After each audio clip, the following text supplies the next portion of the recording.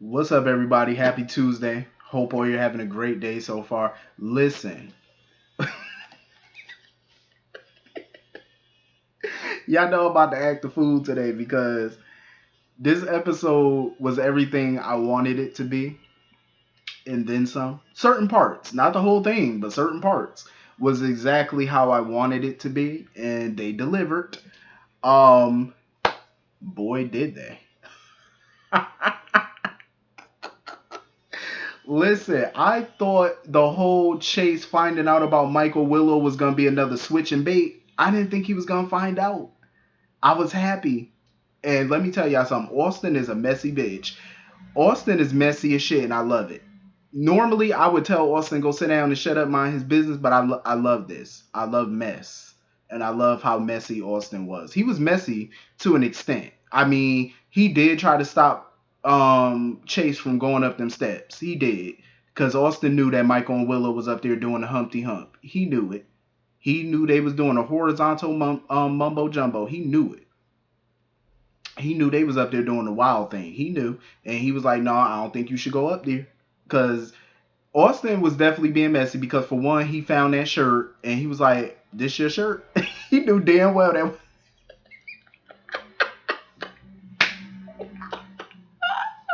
He knew damn well that wasn't Chase shirt. You knew that shit wasn't his. Dog, stop playing. You knew that was not his shirt.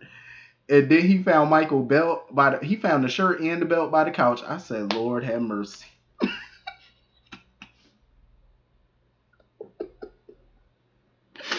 I said, no, not like this. Not like this. I was like, damn, y'all really gonna do him like this? I said he had to hobble his ass. Chase, ain't nothing wrong with Chase. I said Chase could have played that off better than that. How that man, you just started making some progress walking. He looked like he was walking fine to me. I said, ain't nothing wrong with your ass. You healed. You healed. You don't need to be held up no more. You healed. I don't want to see that no more. Ain't nothing wrong with you, Chase. Um, and he was just looking up them steps, just looking all wild eyed and shocked. Chase knew what was going on up there. He knew what was going down, and Michael and Willow was up there getting busy. So they finally get finished because Michael probably ain't take him nothing but 5 minutes. Poor thing. Listen, let me stop cutting up. Um, so and I noticed that yesterday too. I said, first of all, y'all fucking on the day of y'all son's birthday, and got the nerve to be fucking with the shades open. Y'all ain't even closed the shade. Like anybody could just peekaboo through the window. Like you get your little step ladder and walk up there and peekaboo. Like y'all not gonna close the shade? I said okay, whatever. Um, so they in bed or whatever, having a little pillow talk. You know how people do after they get some good or some decent, I guess. Um, and now Willow talking about, oh, I wish I would have told Chase sooner about me and you. Yeah, shoulda, woulda, coulda. It's too late now. Um, Michael was trying to rationalize what they doing or whatever. I'm like, there's no rationality to this, Michael. Because he was like, oh, we going to get through this and whatever. I'm like, yeah, not without a beatdown. Um, so Austin and Chase ended up going to hide. So they was sitting there trying to hide out, waiting for Michael and Willow to leave. So Michael and Willow left, and Austin was still trying to tell Chase, like, nah, I don't think you should go up there. Chase said, bitch, I'm about to go up here and get proof. Cause Chase, I think in his mind, he was in a little bit of denial. He was like, nah, they wasn't doing that. He was like, nah, ain't no way. But he wanted to be sure. He said, let me go upstairs and find some proof and see if it was for real. Like, were they really up there doing the Humpty Hump? So they go on upstairs and the bed is unmade. I say, yep, they was fucking because them sheets is wrinkled. The bed is unmade. And to top it all off, he done found a condom wrapper on the night table. I said, Lord. Austin was funny as shit. Austin said, well, shit, at least they were safe.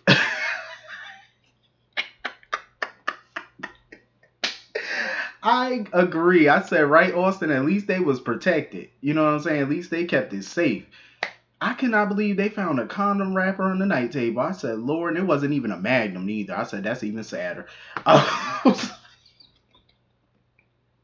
I said the gold wrapper tell you everything you need to know about somebody. I'll tell you that right now. You don't see no gold wrapper. I'm like, you might want to check, the size and all that up there. I said, okay.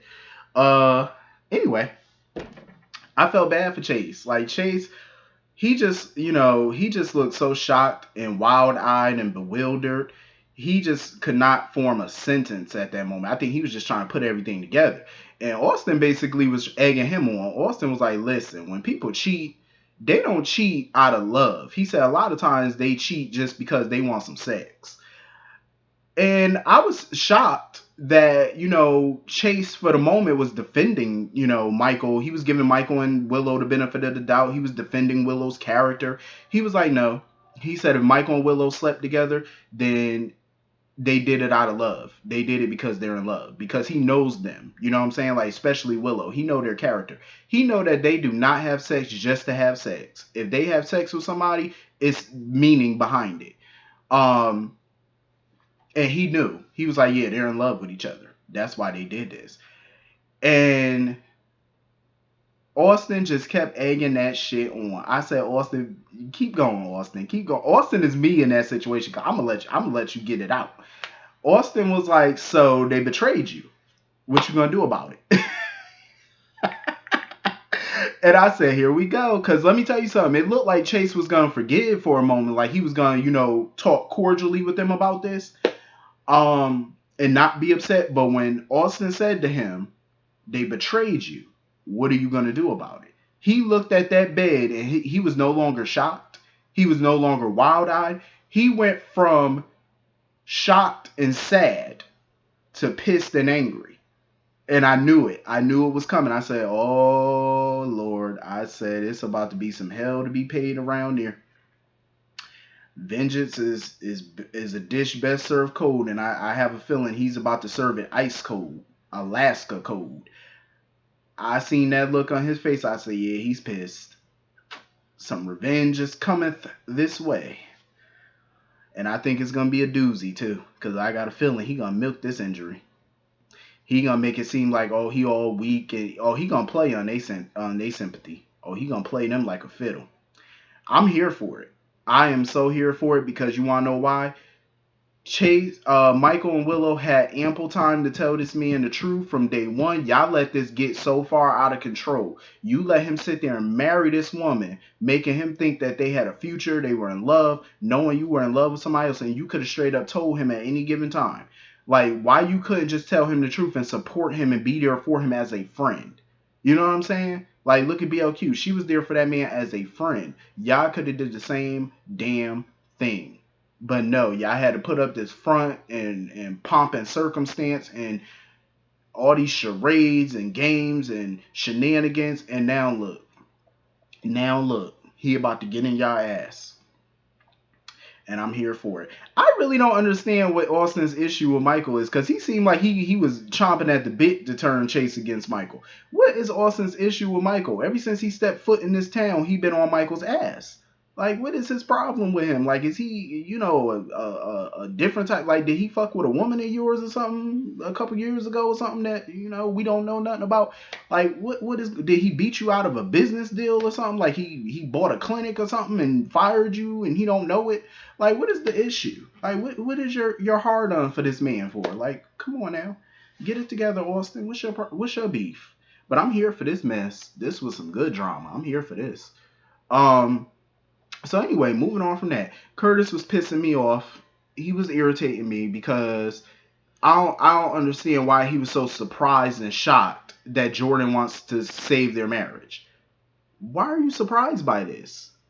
She told you that y'all should go to counseling. And this is when he told her that their marriage was over.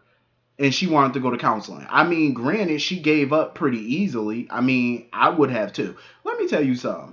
If I'm married to you, and you sitting here telling me that our marriage is over, you want out, you want a divorce, trust is broken, whatever, and I suggest to you that we try to work this out, we go to counseling, we talk about it, and you still telling me no, that you still want this divorce, I will let your ass go like that. Because the one thing I will not do, and I implore nobody to do this, let everybody different, so, I'm just saying, for me, I ain't about to beg you. I'll be damned if I beg you to do anything. I'm not begging you for shit. And that's what pissed me off. I said, Jordan, stop begging him. He already told you once he wanted a divorce. You tried to stop him from doing it before. He still wanted to go ahead. So you know what? Don't beg him. Absolute the fuck not. Jordan looks good. You can move on, find you somebody else. Don't you dare grovel. Don't you dare. And let me tell you, two of them. It took two to break up a marriage. It took both of them to break it up because I honestly feel like Curtis was feeling Portia the moment he saw her in Port Charles. Old feelings came back up, and I had that feeling that it did because the way he was looking at her, old feelings came back. So he better not sit there and try to act like, oh, he just started having these feelings resurface lately. No, they resurfaced since you locked eyes with that woman again. Um, and Jordan played a role in this divorce too because Curtis did stop by her office a million times trying to get her to come out to dinner, not only with just him, but have dinner with him and TJ. How many times did she tell him, no, I gotta work. No, I can't get away. I can't this. You are the commissioner. People make time for what they want to make time for. You ain't busy 24/7, 7 days a week. I don't give a damn what you do as a career. You ain't busy every day, all day. You're not. You can make time for what you want to make time for. She chose not to make time for her husband. So it is what it is. And Curtis needs to realize you married a police commissioner. You are not a part of her department. She cannot tell you about active cases. I understand you felt the need as a husband. You should have known what she was doing for Cyrus and all this secrets and stuff that she was keeping. Like, you felt like you should have known. And I agree, on a personal level, yeah, you should have known because it affected your family. But at the same time, it was still police business. So it was still like in the middle. It's like, she could have possibly told you because it affected your family. But then again, from a job standpoint, she still couldn't tell you because that's her career. So it's like both things were intersecting with each other, and it's like a damn if you do, damn if you don't situation. So I can understand why she couldn't tell him. Do I think she probably should have? Yeah, but I can understand at the end of the day why she didn't. It's her job. She can't tell you about an active case. So you're angry about that and talking about, oh, you can't trust her anymore. Then I say let the marriage go. If y'all not really gonna try to fight for this, and he made it perfectly clear to Jordan after she told him that she wanted to fight for their marriage and work on this, he was sitting there mute. Like, he was on mute the whole time she was talking, just sitting there on mute. He ain't try to cut her off and say nothing. His ass was on mute. I said, listen, cue ball, you better say something. Open up your mouth, speak, something. Cat got your tongue? Say something. She's sitting here spilling her heart out to you. You're just sitting there on mute. Sitting there like a question mark. Say something, fool. So he finally opened up his chompers and said something. It wasn't what she wanted to hear. He basically told Jordan, we're done. He was like, I'm sorry. I will always love you, but I moved on. I moved on. He was like, I'm good. And you know what?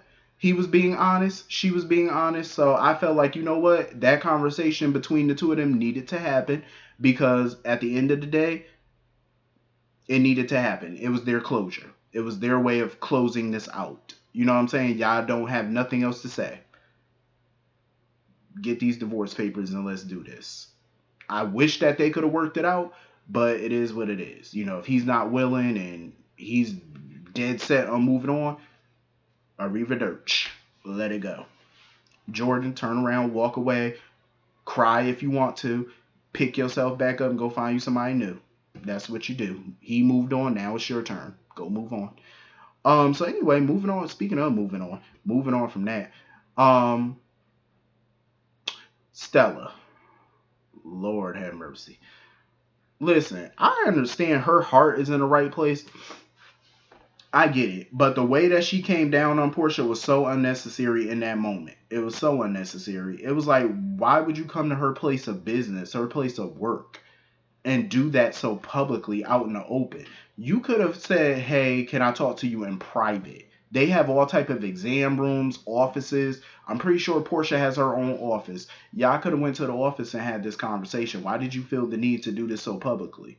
Anybody could have walked by and heard y'all conversation, whatever. Like, you did not have to do that so out in the open. That was unnecessary. And my thing with Stella was, you've already had a private conversation with her. You've had a private conversation with Jordan. You've had a private conversation with Curtis. They heard what you had to say. You spoke your piece. And they all still chose to make the choices that they made. Why are you still beating a dead horse? Talking about, don't interfere in their marriage. You brought Curtis into your marriage years ago. Oh, don't do that again. Stay away. Let them figure it out. You already had this conversation with her. And I'm not saying that what Stella is saying is wrong, because a lot of what she's saying is so right, and I'm gonna get on that in a second. But the way she went about it was so wrong and so tacky. Oh shit! I jumped for a second. That shit scared the shit out of me. I mean, either way, Stella was out of pocket. Stella really was out of pocket. Like she was so out of line. Um, and now Trina overheard the conversation, and of course she's upset. Portia snapped on Stella ass. She basically told her, "Don't go near my daughter," because Stella talking about, "Oh, that wasn't my intention." Then you should have did that in private, Stella. You should have done that in private, or better yet, you shouldn't have done it at all. You already spoke your piece. She already heard what you had to say the first time. You should have let it go. But on that subject, I do agree with Stella. I feel like at least wait until Jordan and Curtis are officially divorced before you start any type of romantic relationship. And I say that for anybody. Don't start dating somebody when they're like still technically married, but they're going through a divorce. Wait until that shit is signed, sealed, and fucking delivered. Because before it's delivered and signed and all that stuff, they can change their mind at any moment. And then what is that going to do to you? It's going to hurt you. So, I get where Stella was coming from, but she just had a worse time than ever in just the worst way. Like, why would you do that in public? Um, Spencer, of course, popped up at Kelly's because I guess that's where Cameron working now. I love it because, Elizabeth used to work at Kelly's too before she became a nurse and stuff like that. So I love it. Like when the teeny boppers get a job there, it's so fun. Um, Spencer popped up being his usual douchey self. Being a little douchebag. Um, but I was impressed with Spencer today when he was talking to Trina because he gave her some sage advice, some good advice. He basically told her, like, it's okay if you don't want to talk to your mom now, but he said definitely talk to your mom and fix it and patch things up with her because she was sitting there ignoring all of Portia's phone calls. Like, Portia just kept calling her and it kept going to voicemail because she was just upset, by everything that Stella had to say. But he basically told her like he went a whole year without talking to Nicholas and he regretted that. So he doesn't want her to do the same thing. Like at the end of the day, your mom is still your mom. You know what I'm saying? You gotta talk to her and fix it and try to, come to some type of resolution. I'm glad, Trina went back to the hospital to talk to her mom, you know. Honestly, with the whole Spencer Jocelyn situation too, I really don't know what Spencer's end game is, like what game he playing. I think that he likes Trina in a way, like he's growing to like her, but I still kind of get hints of bits and pieces of feelings that he may have for Jocelyn by the way he be looking at her and stuff. I don't know. Something might be going on over there. I don't really know, but it looks like something could be possibly brewing. You never know. Um, but I love the fact that Jocelyn did try to she was telling Cameron like she really didn't want Spencer to hurt Trina and stuff like that because we all know how Spencer can be. He's bougie. And he has this I'm better than you attitude. So, Jocelyn really wanted Trina to watch out for that. But I can understand why Jocelyn didn't want to really warn Trina about it too much because she tried that already. And Trina was already looking at her with the stink eye, like, why are you trying to warn me away? Like, she made it seem like, oh, you want to be with him, that's why you trying to warn me away. But I can understand why Jocelyn was like, yeah, I learned my lesson the first time. Because it's true, when you try to tell somebody that you care about something real, they do bite your head off for it. So I get where she's coming from in that aspect. Like, she was like, yeah, I'm just staying out of it for right now. And I agree. Because I've been on the receiving end of that too. You got to kind of fall back and let them, handle it themselves. Nina was acting all type of fool on that video call with Wiley. Like when Carly tried to pop into it and Sonny was asking, could he join in on the video chat with her grandson and stuff. Nina hung that phone up so quick.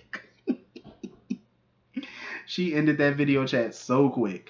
Nina needs to realize that she can no longer separate. She's not going to be able to long term separate Nixon Falls from Port Charles.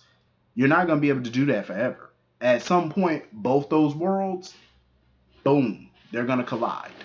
They're going to smack each other in the face at some point.